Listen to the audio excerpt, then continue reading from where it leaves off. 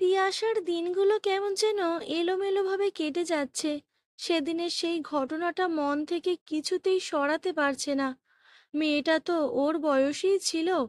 কি নৃশংসভাবে মেয়েটাকে রেপ করার পর তিলে তিলে কষ্ট দিয়ে শেষ করেছে শয়তানগুলো। অথচ এতগুলো দিন কেটে গেল, একজন ছাড়া বাকি অপরাধীদের খুঁজে বের করা গেল না। ও শুনেছে এই মৃত্যু নাকি পূর্ব পরিকল্পিত। এর সাথে অনেক বড় বড় পদের মানুষ জড়িত। রাজ্যের এত মানুষ রাস্তায় নামলো, মেয়েরা রাতের দখল নিল, ডাক্তাররা কর্মবিরতিতে থেকে আন্দোলন চালিয়ে গেল, রাজ্য ছাড়িয়ে দেশ বিদেশে প্রতিবাদ ছড়িয়ে পড়ল। তাও দিনের পর দিন বিচার পাওয়া গেল নাকি জানার জন্য নিউজ চ্যানেল চালিয়ে হতাশ হতে হচ্ছে বারবার। এই পরিস্থিতিতে মানুষ চেনা গেল যেন। কত মানুষ যাদের সাধারণ মানুষ সেলিব্রিটি বানিয়েছে, তারা আজ চুপ, জনতার পাশে নেই। কেউ কেউ আবার প্রতিবাদের নামে প্রহসন করে নিজেদের দায়টুকু মিটিয়ে নিচ্ছে। বাংলার ক্রিকেটার মহারাজ, এক মেয়ের বাবা, বিবেক ভুলে আবেগের বশে বলে দিলেন, এরকম ঘটনা সব জায়গাতেই ঘটে, এটা তেমন কিছু বিশেষ না। তিয়াশা চমকে উঠেছিল কথাগুলো শুনে। এত জোরে গলা টেপা হয়েছে, চোখ দিয়ে রক্ত বেরিয়ে গেছে, দুটো পা ধরে চিড়ে দেওয়া হয়েছে, পেলভিক বোন ভাঙা, শরীরে 110টা কামড়ের দাগ। শরীর থেকে পাওয়া সিমেন্টের পরিমাণ জানিয়ে দেয় মেয়েটি গ্যাং রেপের শিকার হয়েছিল। তারপরও এটা স্বাভাবিক ঘটনা? তিয়াশা একবার এটাও শুনেছিল সরকারের তরফ থেকে মেয়েটির জীবনের মূল্য আর এমন যন্ত্রণাদায়ক মৃত্যুর মূল্য ধার্য হয়েছে 10 লক্ষ টাকা। যতদিন এগোচ্ছে তিয়াশার প্রশাসন আর বিচার ব্যবস্থার প্রতি বিশ্বাস শেষ হয়ে যাচ্ছে। তিয়াশার আজকাল রাতে ভালো করে ঘুম হয় না। মনে হয় এই উজ্জ্বল গমগমে ভালোবাসার শহরের কোথাও বহাল তবিয়তে ঘুরে বেড়াচ্ছে অপরাধীগুলো। খেতে বসলে গা গুলিয়ে ওঠে। ঘটনাটা নিয়ে ভাবতে ভাবতে ও যেন একটা ঘোরের মধ্যে চলে গেছে। তিয়াশা আশেপাশের যেদিন মিছিল বেরোয়, সেদিন তাদের সাথে রাস্তায় হাঁটে, চিৎকার করে বলে, উই ওয়ান্ট জাস্টিস। কিন্তু ওদের প্রতিবাদের আওয়াজ বোধহয় বেশি দূর পৌঁছায় না। হতাশার মানুষ বলে, যতই রাস্তায় হাঁটো লাভ নেই, বিচার হবে না সঠিক। দেখছো না, হাসপাতালের প্রিন্সিপাল এত দুর্নীতি করার পরেও, নিজেদের ছাত্রীর মৃত্যুর সম্পর্কে জঘন্য বয়ান দেওয়ার পরেও একটার পর একটা চাকরি কেমন পেয়ে চলেছে। ছাত্রছাত্রীরা প্রিন্সিপাল হিসেবে গ্রহণ না করে তাড়িয়ে দিচ্ছে বলে তো এখন খোদ স্বাস্থ্য ভবনের দায়িত্বের পদে বসিয়ে দেওয়া হলো তাকে। তিয়াশা দু চোখ বুজে চিৎকার করে বলে, না না, দোষীদের শাস্তি পেতেই হবে, না হলে এমন ঘটনা বারবার ঘটবে। রেপ করার মানসিকতা নিয়ে ঘোরা লোকগুলো ভাববে আমাদের ক্ষমতা থাকলে সারা দেশের মানুষের প্রতিবাদেও কেউ আমাদের শাস্তি দিতে পারবে না। দোষীদের খুঁজে বের না করা গেলে রেপের পরিমাণ বাড়বে। যে কোনো দরকারে মেয়েদের রাতে বাইরে বেরোলে ভয়ে থাকতে হবে সারাক্ষণ। তিয়াশার ছোটবেলাতেই মা মারা গেছে। বাবা আদর যত্নে বড় করেছে ওকে। তিয়াশার বাবা একজন নামজাদা উকিল। বেশিরভাগ সময় তিনি নিজের কাজ নিয়েই ব্যস্ত থাকেন। তিয়াশার বাবা মেয়েকে বেশি রাত অবধি বাইরে থাকতে দেন না, কোথাও গেলে গাড়ি পাঠান। কিন্তু তিয়াশার সেসব ভালো লাগে না। সব সময় আভিজাত্য বজায় রেখে চলাফেরা করতে ওর ভালো লাগে না।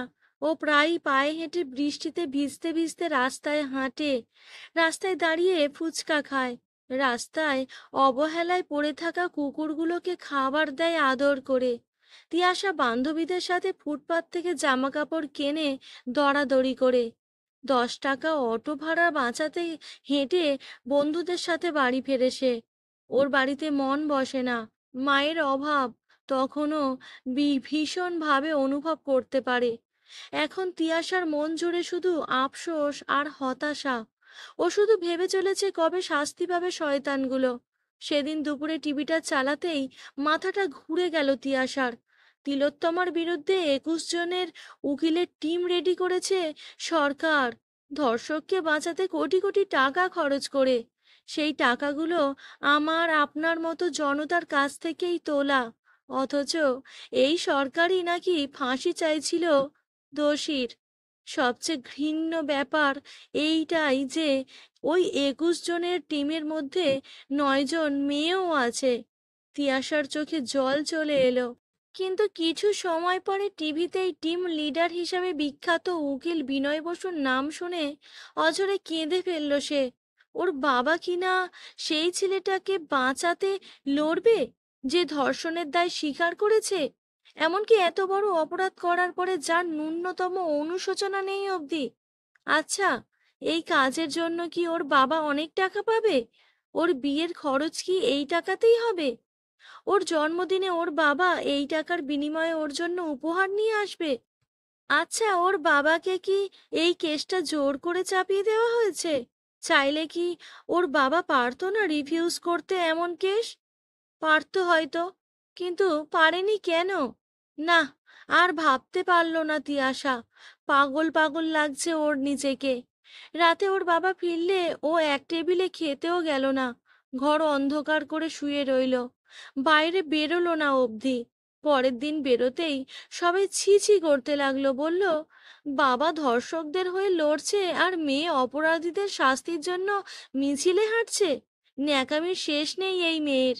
প্রতিবাদ করতেই যদি হয়, নিজের বাড়িতে গিয়ে করো। তিয়াশার বাবার এখন পরিচয় হয়েছে ধর্ষকের উকিল হিসাবে। কাঁদতে কাঁদতে বাড়ি ফিরে এলো তিয়াশা। ওর ইচ্ছে করছে না আর বাবার সাথে কথা বলতে।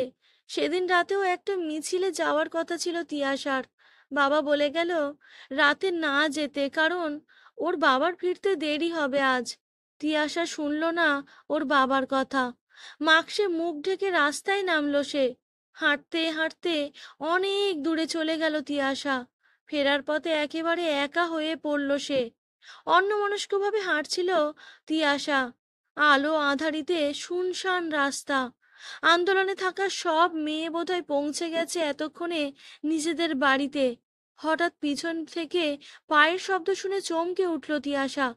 দেখলো 2 জন লোক নিঃশব্দে অনুসরণ করছে ওকে। মুখ দেখে বুঝলো নেশার ঘোরে আছে তারা। তিয়াশা ছুটতে শুরু করলো। পিছন পিছন ধেয়ে এলো লোকগুলো। ছুটতে ছুটতে হোঁচট খেয়ে আছড়ে পড়ল তিয়াশা। লোকগুলো জোর জবরদস্তি ওকে টেনে নিয়ে গেল অন্ধকারে। তিয়াশা প্রাণপণে চিৎকার শুরু করতে লাগলো।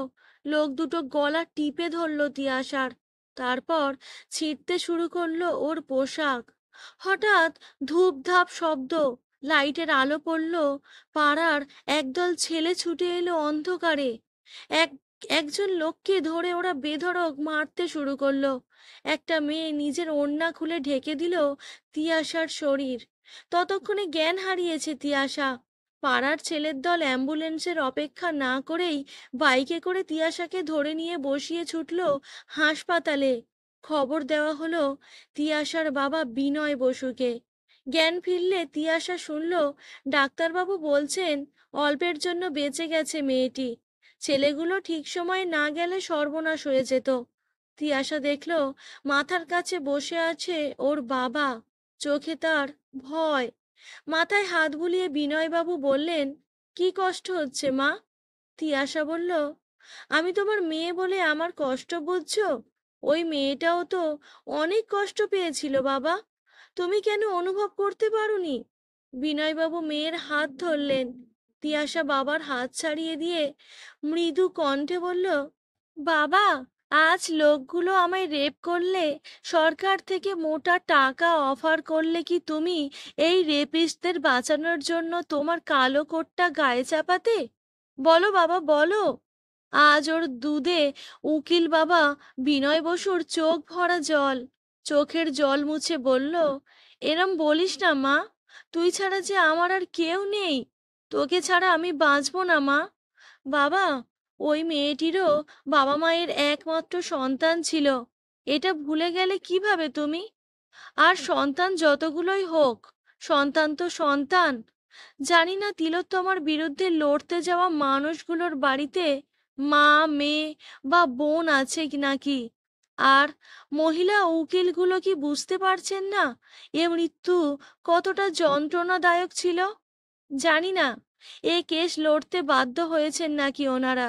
কিন্তু যদি ওনাদের আপন কারো সাথে এমন ঘটনা ঘটে, ওনারা পারবেন তো নিজেদের ক্ষমা করতে?